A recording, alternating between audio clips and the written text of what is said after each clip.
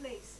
So if people want to skip and come to the dinner, just write down all the details so we will, and if it will be raining, we'll have a bus taking us, but it's actually less than 10 minutes walk. So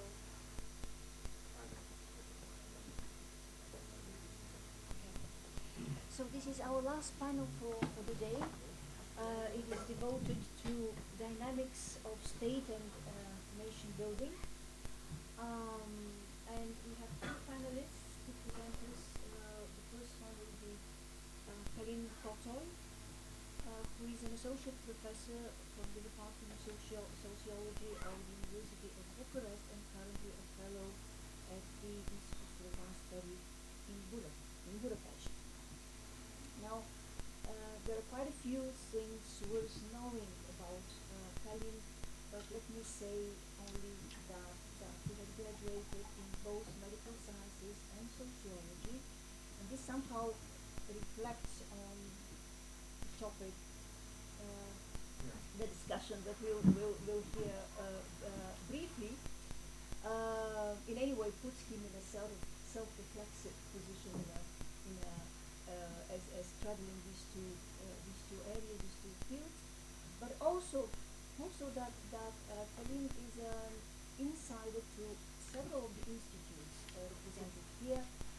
His career as a fellow started back in 2005 at the Center for Advanced Study in Sofia. Then he was a fellow at Union College in Bucharest at the Wissenschaftskolleg, and now at the Institute for Advanced Study in Budapest.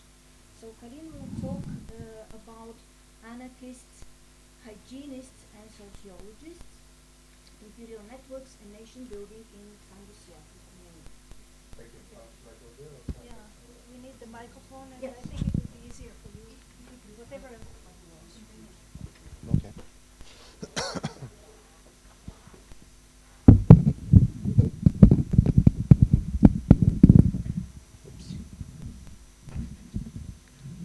Well, it's not willing to comply. Okay. Well, first of all, the title refers to a larger project. Actually, what I'm going to present now is part of it, as it's a work in progress, and I'm planning to write a book on it, hopefully.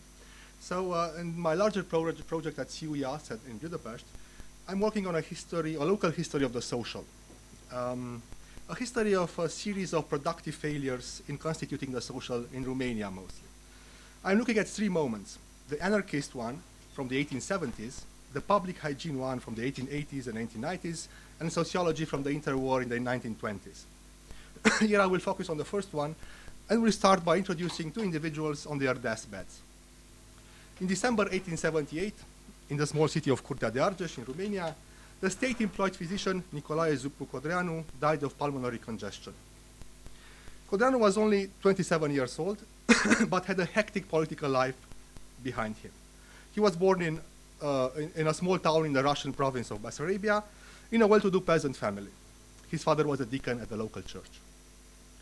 After attending the seminary, he renounced an ecclesiastical career and became a student at the Medical Surgical Academy from St. Petersburg. At the beginning of the 1870s, in Russia, this change of careers was frequently combined with an involvement in revolutionary milieus. Codreanu became a member of the social revolutionary movement in the famous Tchaikovsky Circle. He did propaganda work in Moscow and St. Petersburg, but also among the Romanian-speaking peasants in Bessarabia. Organized smuggling operations at the border with Romania, and was hunted for almost 1 year by the famous third section of the Russian Interior Ministry before he had to escape to Romania. There he became one of the main figures in the small anarchist and socialist network that emerged in the mid-1870s. In January 1918, Constantini Strati, the other guy, Romanian physician and chemist and politician, died in Paris. His presence in Paris was part of an attempt to gain more political and military support for what was left of Romania. Strati's biography reads like a list of honorary memberships, official positions, and a long trail of scientific and political institutions designed and presided by him. He was member of the Conservative Party, professor of organic chemistry, member and eventually president of the Romanian Academy, Ministry of Public Work, Ministry of Agriculture and Industry, director of the first Romanian National Exhibition, founder and president of the Romanian Association for the Development of Science. And the list may go on, as he patronized societies and associations ranging from gymnastics and target shooting to the history of his native regions and the protection and development of Vlach schools from the Balkans. So he was a big guy. Apparently, there is nothing that connects these two figures. One of them at the pinnacle of the Romanian political, administrative, and scientific elite. The other, a bitter and disappointed anarchist on the run, dying in poverty. On a second look, some similarities appear. They were both born at the beginning of the 1850s, in families that were just beginning to cross the rural-urban divide, to travel the way from relatively well-to-do peasants to petite bourgeoisie, in two small towns not very far from each other. They were both members of a generation that witnessed and took part in sweeping administrative state reforms, that took advantage of the growing need for expertise in juridical, medical, administrative, agricultural, social, and cultural modern technologies. One of them inside a rapidly modernizing nation state, the other inside a fast-changing empire. But the connection is stronger than that.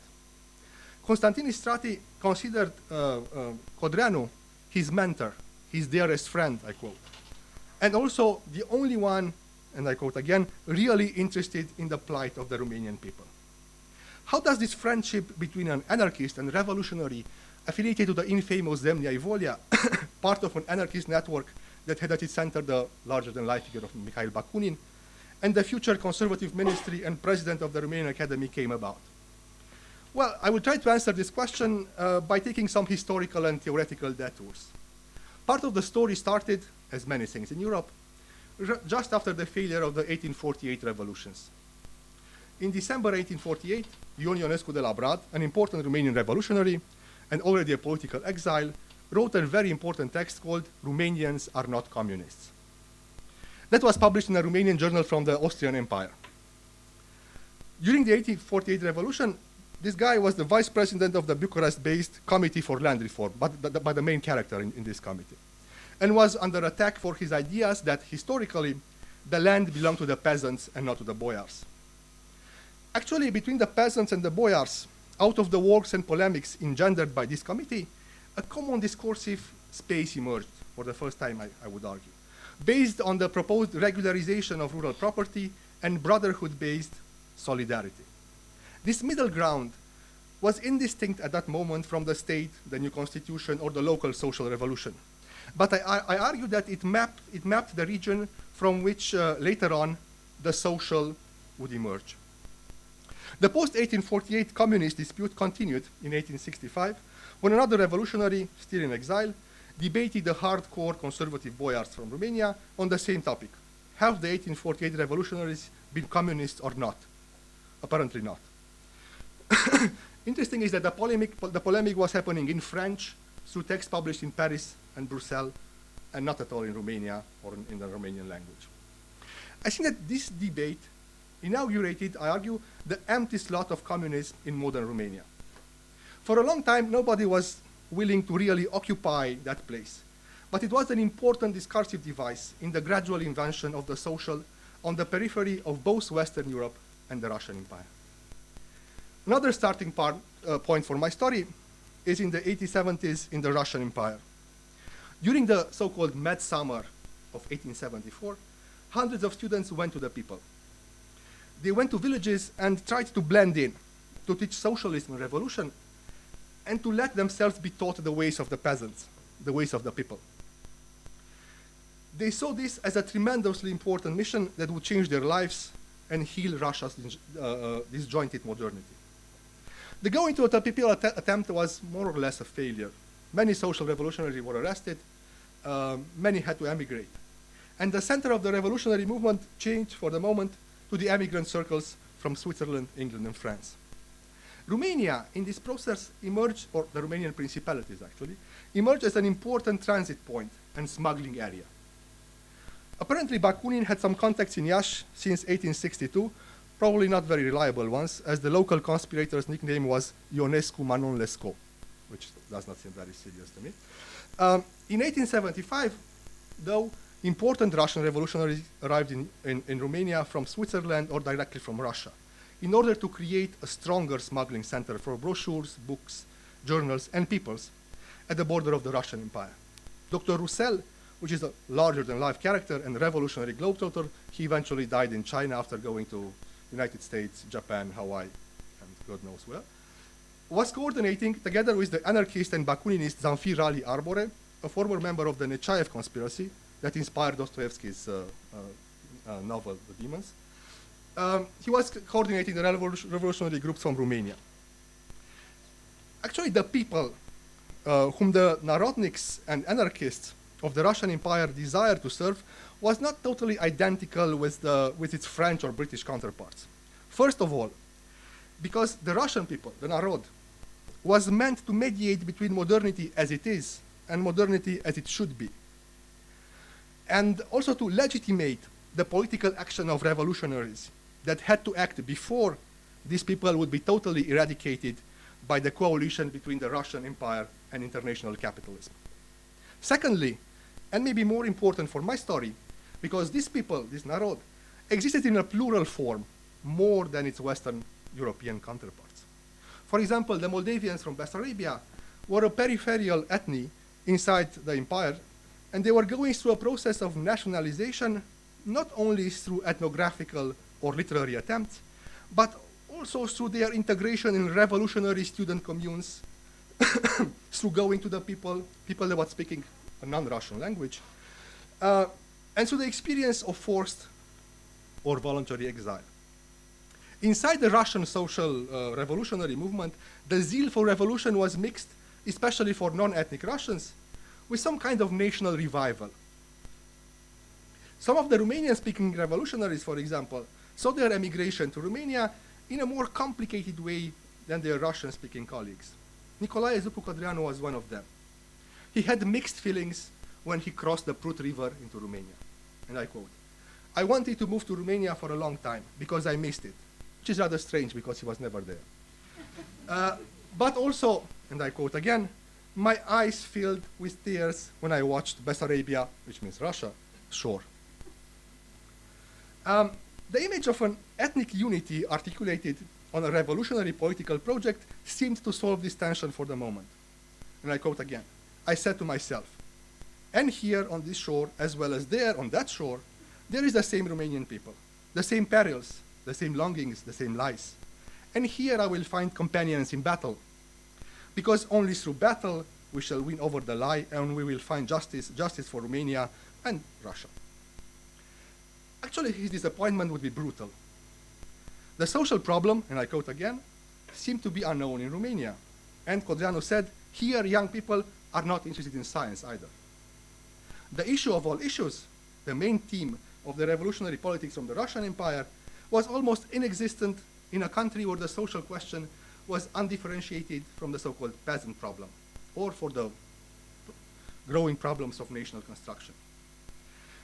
The period of rapid industrialization, even if confined to the big cities, mining regions of the former Polish kingdom, through which Russia had passed in the 1860s, had no counterpart in 1870s Romania. The revolutionaries coming from Bessarabia, so speaking some kind of Romanian dialect, felt lost, estranged, exiled in Romania, even when they were caught sometimes very actively in the mainstream political process of nation and state building. In a letter addressed to this Roussel, which was one of the heads of this Romanian-based anarchist movement, in October 1877, 1 year before he died, Codreanu expressed his profound crisis, and I quote, "It would represent a great joy for us if Tchaikovsky would come here with his people. If he could begin a successful action, our life, from low, miserable as it is now, would become a joyous one. I wonder whether Tchaikovsky would want to learn Romanian in order to work both in Romania and Russia, and whether the revolutionary action would begin right after the beginning of the war, the Russian-Turkish war.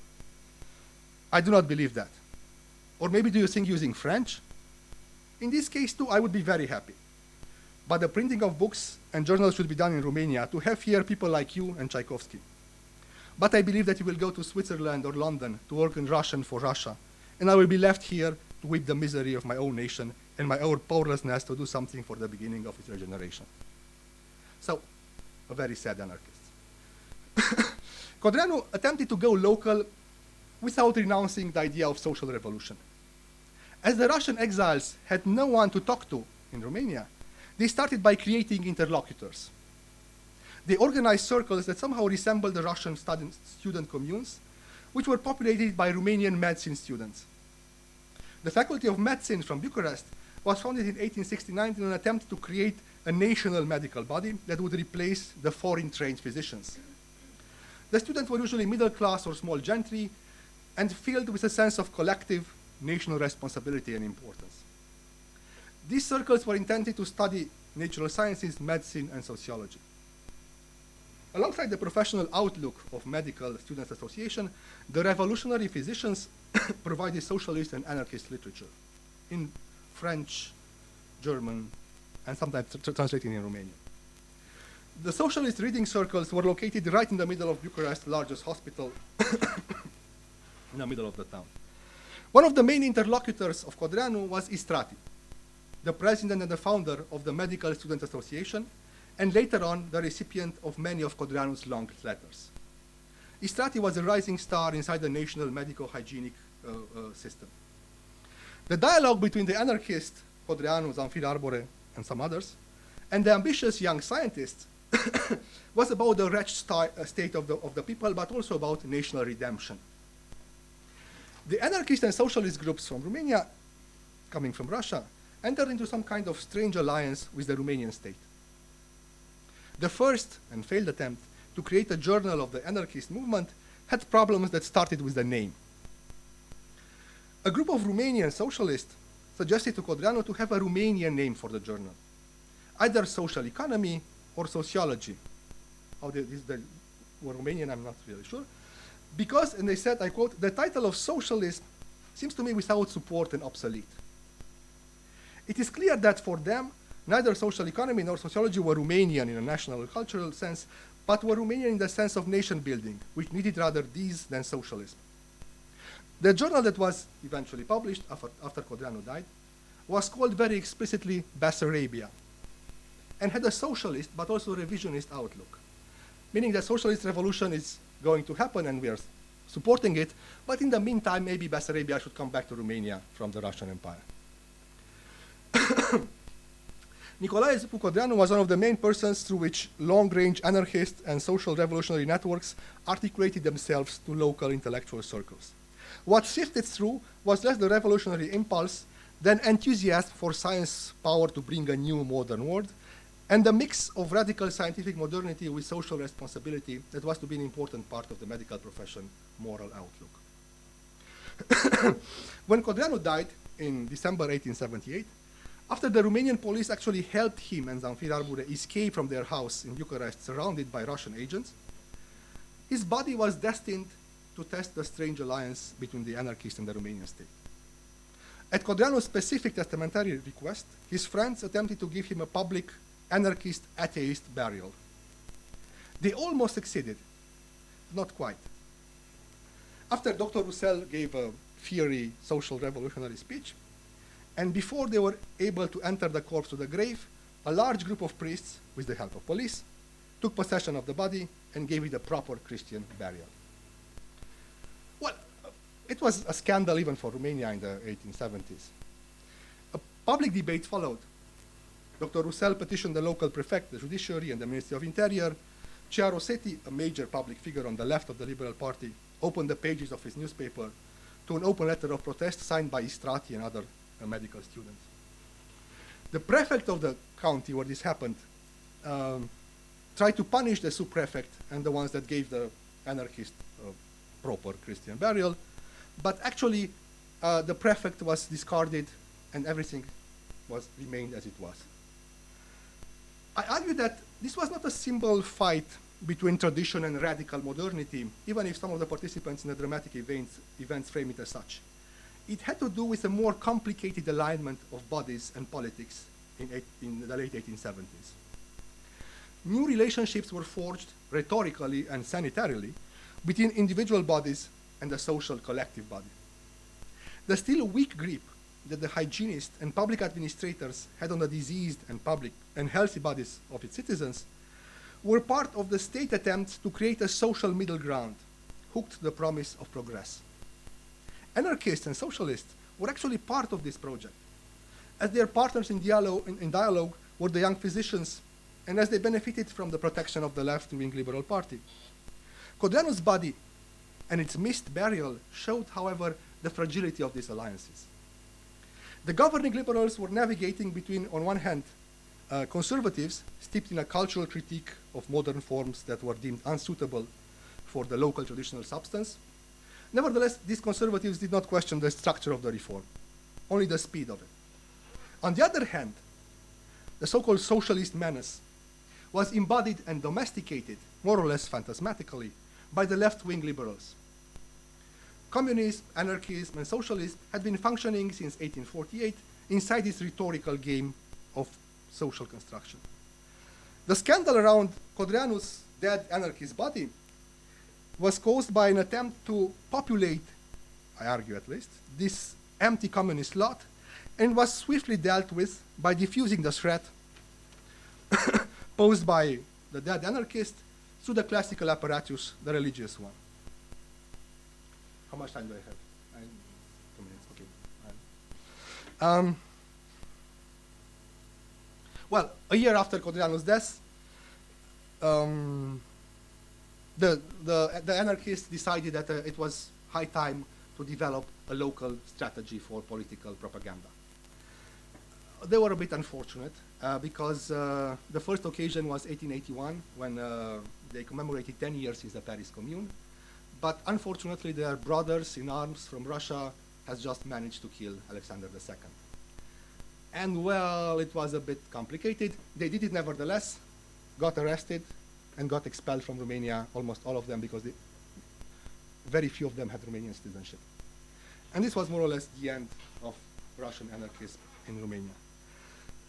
In a way, the end, because, for example, Zamfir Arbure was one of the main characters, became head of the Municipal Statistical Office of Bucharest, professor at the war school where he taught Russian and Bulgarian, that Romania was preparing for the Balkan Wars, reformist, Freemason, and nationalist. The others joined the Liberal Party, and the ones that I'm really interested in embarked on the medical hygiene project that was already gaining strength in Romania. In fin de siècle Romania, the social issue was still strictly related to the rural population and the crisis of the agrarian regime. The social question was dealt with through a discursive apparatus that created and stabilized a difference between, on one side, largely accepted ideas of progress and evolution, and on the other side, local social practices. Its place was supposed to be empty and to make room from inside that ever-reproducing difference for state-led reform policies. Romanian anarchism, in my reading, was the first organized attempt to populate that place, and that's why the state elites first protected it as a radical modern part of the discursive field, and then destroyed it as an attempted social movement. I will stop here, and just a concluding phrase, if I may. Well, my project goes on from the anarchist, and just as a teaser, I would tell that I want to deal with cholera, quarantine, public hygiene, demographic anti-Semitism, bacteriology, and eventually sociology. Thank you so much.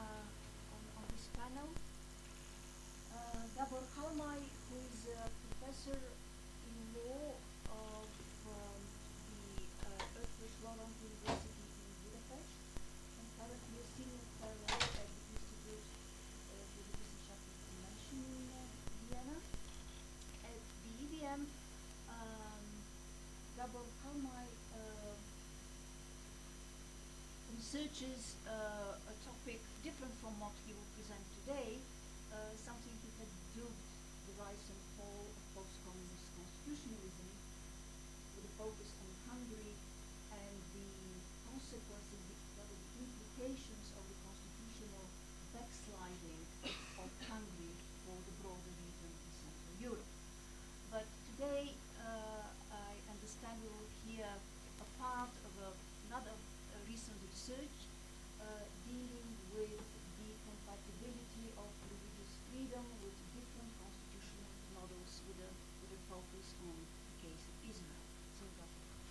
Thank you very much, and really a very short explanation of the change of topic I deal with in Vienna, which is focused on Hungary in the very first place when I applied and when I had my usual lecture in Vienna. But in the meanwhile, as you know, the number of countries which are backsliding from liberal democracy in Europe, even within the European Union, is increasing. So it became a larger project, including Poland, other Visegrad countries as well. So I still deal with that problem. Frankly speaking, I gave up to understand the very reasons of this backsliding. More and more I start to try to understand it's more difficult. So, and the other reason for the change is that I have had the privilege to be involved in a research project last year in Princeton, New Jersey, in a very interesting institute called Center for Theological Inquiry, where 6 lawyers and 6 theologians tried to work together on a project on religious rights. And this is still an ongoing research project of 12 of us all around the world. And my take on that project was to find out how religious rights are related to state and church relations. So this was the larger project. I will explain a little bit starting with the larger project. And I was thinking that I use this opportunity to be in Israel to present something on Israel within that project. Of course, I'm not an expert in Israel. I'm very interested in Israeli issues, not only religious, but more general issues, legal issues as well. So I thought it would be a great opportunity to have some feedback from real experts here. So I'm very much looking forward to have some feedback, if there will be any. So let me start with the larger project a little bit. So as you can see, my hypothesis, starting with this larger project, was that the model of state and church relations actually very much determine the very status of religious rights. And the obvious hypothesis is that mostly secular approaches to state-church relations provide more freedom of religion, while those models, approaches to this relationship, theocratic models, allow less freedom of religion. So this was the starting point. But then, for this reason, I started to put together the main models of state-religion relations. Actually, this is much more complicated than this. For instance, a very famous Israeli-Canadian lawyer, Ran Herschel, wrote a book on that, modeling at least 9-10 different groups. But the main groups are the secular approaches, secular separationist, meaning separating state and church, with different subgroups, as you see there. And actually, one of the case studies I intend to investigate in the larger project is my home country, Hungary. And this relates to the backsliding, because the Hungarian approach to religious rights tremendously changed after the new Hungarian government, and especially after the new Hungarian constitution came into force in 2011. I will come back to this. So the second larger model is a kind of establishment model where the state, the constitution, establishes churches, which is strictly prohibited in the first model, especially in the US model. So these are also very distinct approaches within the establishment models, but certainly one of them is the case of Israel. I will focus on today. And the third category is the more theocratic models with a state church, not only established but as a characteristically overwhelming church within the state.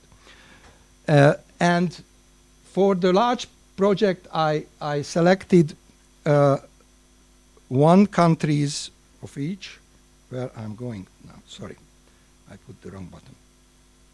Yeah, so the countries I select for the larger project are Egypt, Hungary, and Israel.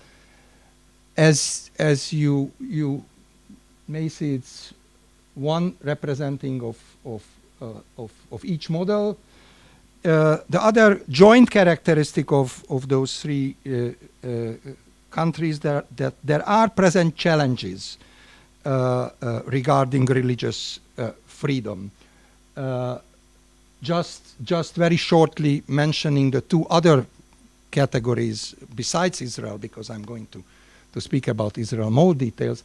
So in Egypt, as you may remember, the spring, the Arab Spring, brought a totally new approach, at least from a constitutional point of view, with a new constitution, first by the Muslim Brotherhood, by President Morsi, and then after the coup, another new constitution was introduced by the LCC regime, with slightly different approaches, although it is still the same model of a theocratic relationship between the state and the church, but with really different jurisprudence within that.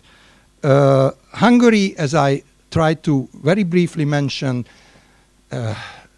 changed its whole approach to religious freedom, and the main feature of this change is that the new constitution deregistered all the churches, about 300 churches in Hungary, overnight, and introduced a system in which the parliament decides on the registration of churches. Only those churches can be registered which get the 2/3 majority vote of the parliamentary parties, which is until recently was actually the governing majority, enjoying the 2/3 majority. Which means that all other churches, after the new constitution, there were registered about 30 churches. So almost 270 churches do not exist anymore, which were existing before the change. They can work as associations, normal associations, without the possibility to have any contact and any support by the state.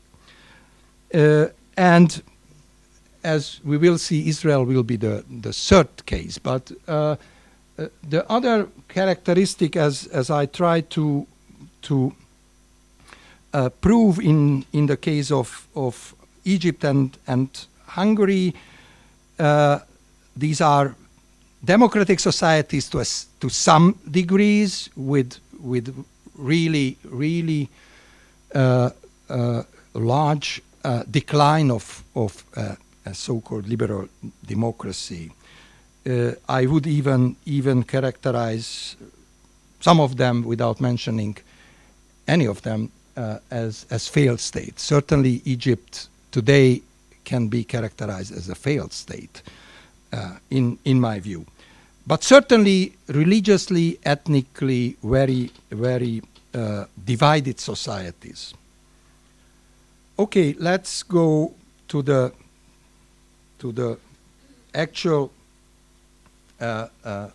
project on Israel, but putting forward my conclusion that it's actually not the model of state-church relationship which determines the status of religious rights. Okay, now the paper on Israel. The first part of my investigation is a relationship between Judaism and Zionism. Michael Wurz's recent book states that the original conflict at the time of the creation of the state of Israel was between an exilic religion and the secular nationalism, which was a characteristic of the entire Zionist movement, which entailed necessarily a tension between those two elements of the new state of Israel. The second element will be the very characteristic of the state of Israel. In the so-called basic laws of Israel, there is no written constitution in Israel, but there are so-called basic laws, altogether 10 basic laws, and the most important ones are the first two, characterizing the very nature of the state of Israel. And according to this characteristic, Israel is a Jewish and democratic state. Whether these two elements can be in conformity with each other, I come back to this. The third element of my study is more a legal one. I investigated the so-called millet system in Israel, which is a kind of pluralistic legal system, meaning that all the different religious groups in Israel have their own legal system, autonomous legal system. The question is, of course, whether there is an equality among those legal systems or not. Okay, these are just the very short characterization of the three main elements of my research on the Israeli issue. So, starting with the first element, certainly the so-called status quo agreement at the time of the establishment of the State of Israel somehow determined what kind of compromises the founding fathers of the State of Israel, mostly secular leaders, had to recognize and had to acknowledge as a given characteristic of the system. So, in that respect, the religious establishment in Israel and this so-called status quo compromise was an expression of social realities. And as I read the current criticism towards the more and more Jewishness of the state and the less and less democratic character of the state actually proves, to me at least, as a layperson, that this compromise still exists. So there is no questioning about this compromise, even from those who are very much criticizing the entire system of religious rights. On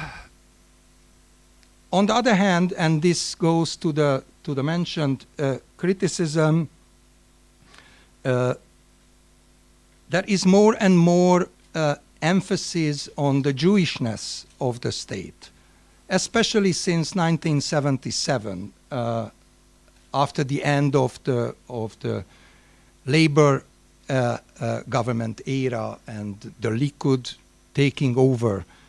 The Jewishness of the state, as opposed to the democratic character of the state, is more and more present in the Israeli society. And many argue that actually religion is used in a kind of national legitimation to defeat the Israeliness. And one example for me as a lawyer, it's a relatively recent decision of the Supreme Court of Israel, dated in 2013. It was actually two related decisions, and the very core of that decision that there is no such a thing as Israeliness. The question was whether those applicants who turned to first to ordinary courts, and the case went up to the Supreme Court finally, requested to put into their IDs their nationality as Israeli, without referring to Jewishness. In their case, there were some Arabs within the petitioners. They did not want to have their nationality as Arab indicated in the IDs. They all wanted to have Israelis in the ID. And the Supreme Court, as well as the lower courts, with different reasoning, but both rejected that notion, saying that there is no such a thing as Israeliness. So that is why I'm arguing that actually it seems to me that Israel is going to lose their democratic character in that binary of Israeli and democratic, being an Israeli and democratic state at the same time. I could talk about the draft law, which was not yet enacted by the Knesset, but the draft law was introduced in many versions, which even would emphasize more than the binary approach, the Jewishness of the state as a state for the Jewish people, which of course means a state for, it's not a state for non-Jewish people. Going to the third more legal issues, I could go into details of that so-called millet system and the working of that millet system, especially in family law. In family law, you have every regulation of the different religious laws. And in that system, you have no real state approach to help in conflict situation. For instance, you may have seen the very interesting movie introduced last year, I guess, or the year before, called Get, which was a movie about the procedure of divorce according to halachic law. And the movie is about a wife who wants to get divorced, but since the husband does not provide the permission for the divorce, there is no way to get divorced, because the rabbinical courts are not in the position to enforce a divorce if the husband refuses to give this get, in other words, the permission. So that means that there is a kind of legal system, at least in family law, in some other issues as well, in which you have the religious legal system without the help of a state legal system in situations where it would be needed. So this woman certainly would need a help from the state if the religious law and the religious jurisprudence of the rabbinical courts cannot provide any help. So there are systems which are theocratic systems, even in Malaysia, for instance, where there is religious family law, religious divorce law, but in conflict situation, when there is no possibility to have those rights implemented and enjoy, the state helps. There is a state regulation which provides some help in that case for the woman.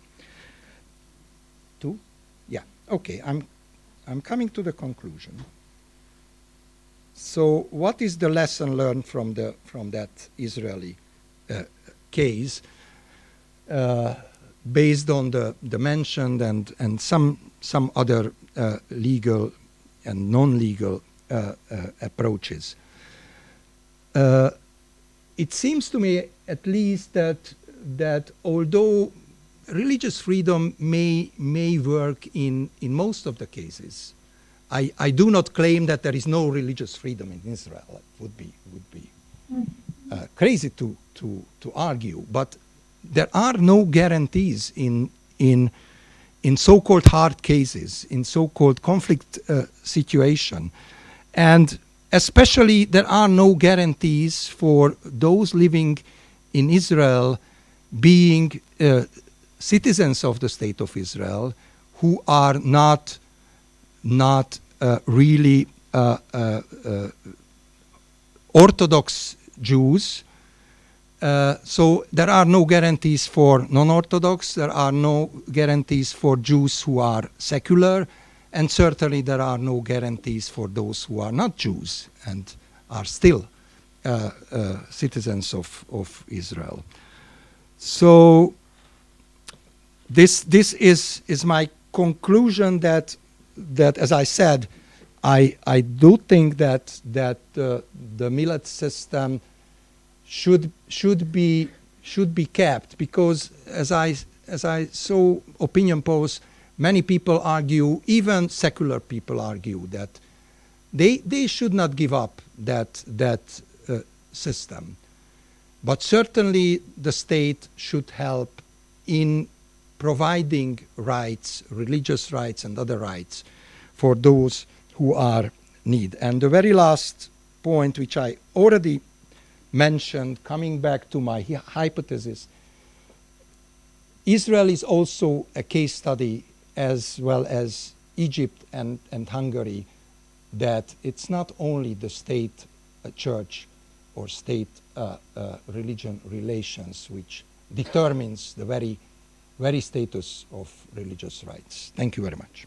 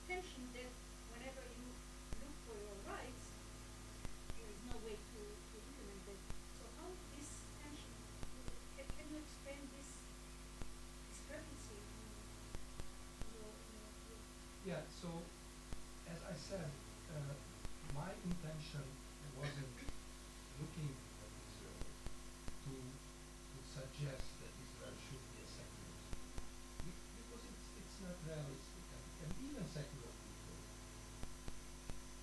do not argue for a secular state. And even, as I said, from a legal point of view, this legal system seems to be appropriate for that historical situation in 1948. I don't think that it should be changed. I do think that having a real democratic character of the state, one has to have equal status of all the religions, keeping the very characteristic of the religious and but everyone knows that this is not the case for all the religious or secular people, because there are a lot of secular people, Jews and non-Jews in Israel. So if they have the same opportunity before the law, it's fine. I think that this system is a tradition that may work. So my only concern is that this is not it poses a lot of concrete issues, and also going forward to this path, which this Jewishness law tries to introduce. It's not the way citizenship is understood in the modern world. So citizenship is applied to your state, irrespective of religion, irrespective of national identity, ethnic identity, and I don't think that is the right way. To say that Menachem Ben Sasson, that was in the morning, he was the head of the constitution in the government for 4 years to build the constitution for Israel, and he failed. So just to put it in perspective, so it's all connected to those people, and as you'll see in a moment, Trachtenberg is coming from the parliament now to talk to us. So it's really important issues that are dealt throughout. I just one comment to this. I even can, as a constitutional scholar, I can imagine that Israel will be without a written constitution. England is without a constitution, and the basic laws can serve as a kind of constitution. And the Supreme Court doing judicial review is a very important factor in all of those, and especially in those constitution. But I see constant tensions between the Supreme Court in the era of Aharon Barak, a very activist court trying to interpret the basic laws in a liberal way.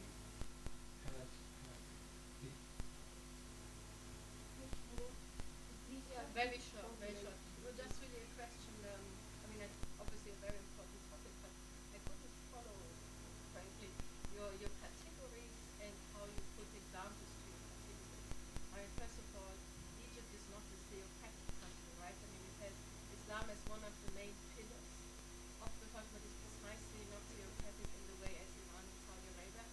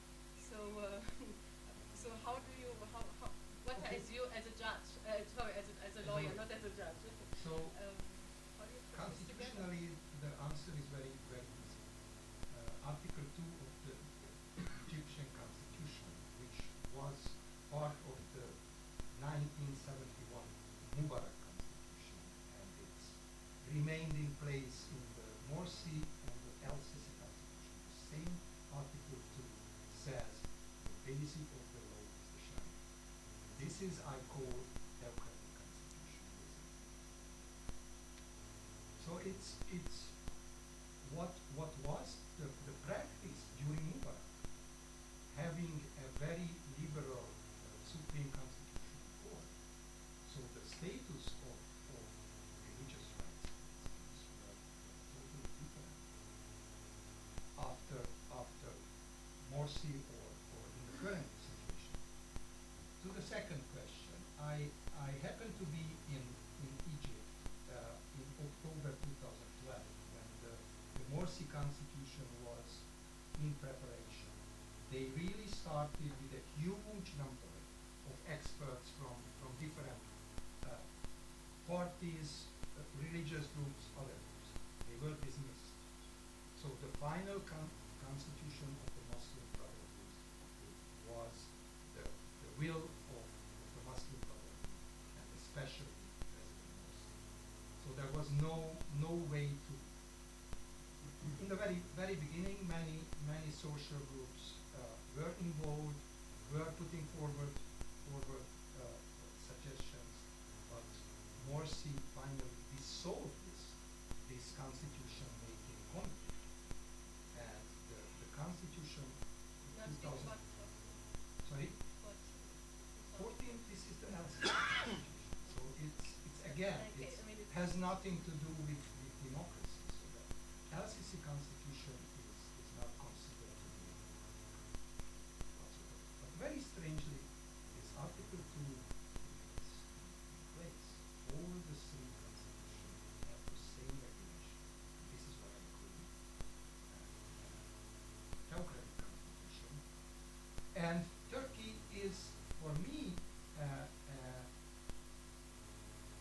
a militant type of secular system, because they really militantly try to implement rules which are secular, not to use wills. And this is not only in public places. This is, for me, a militant secularism. So no one is allowed to express their religious belief in a public space. And this is not only a kind of jurisdiction of Turkish courts, this is already the interpretation of the Turkish Constitutional Court. And in the meanwhile, it's also element of the constitution of change and amendment to the constitution in 2011. So, I may be wrong, but I really think that Turkey is a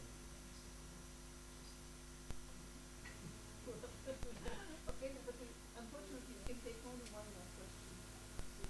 Yeah, it's for Kalina. I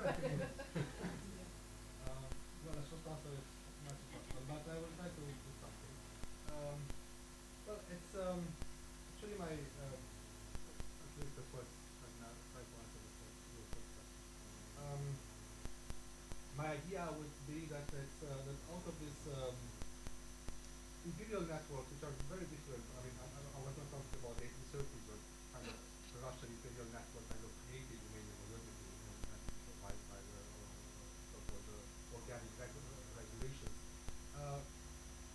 Also, I see the anarchist movement as an imperial network because you are fighting against the empire, the Russian empire, but they were defined by their fight against the Russian empire, which was the worst of the worst in their view. I'm also talking, I mean, I'm also researching this imperial hygienist network based on Vienna, which is very important for what I'm talking. And actually, I'm seeing that from the intersection of this of reformers that are coming with this imperial kind of framework, I think that the national body of Romania is imagined and created in the 19th century, the previous decade mostly, out of these imperial resources, which are being transformed, deformed, using different resources. But I think that out of these, and out of these people, which are actually fantastic and great people. I mean, I haven't talked about all of them, this Fabriano, but there's others which are really as crazy as Fabriano was. I mean, it's a really fantastic picture of great guys, and eventually women. And actually, they are coming through this imperial network, and they are nationalizing the social space here and the Romanian municipality. So this would be my take, my macro view on how this are going. And I'm looking on particular individuals as I see that through their movements and through their contacts and through the destinies of their life and their bodies, which are very important. I always talk about Fabiano, but also Strati's body is very interesting. Their body is very interesting. He was incinerated and it was a statement. And so I'm trying to perceive this kind of constitution of a national modern body made by strange individuals that came through imperial networks, and being in Romania, they kind of try to create something which came out as national. So this is the first thing. How I'm going to connect all this? Well, actually, I think that the anarchist and the public hygiene movement, I can connect quite well. I have a problem with the 19th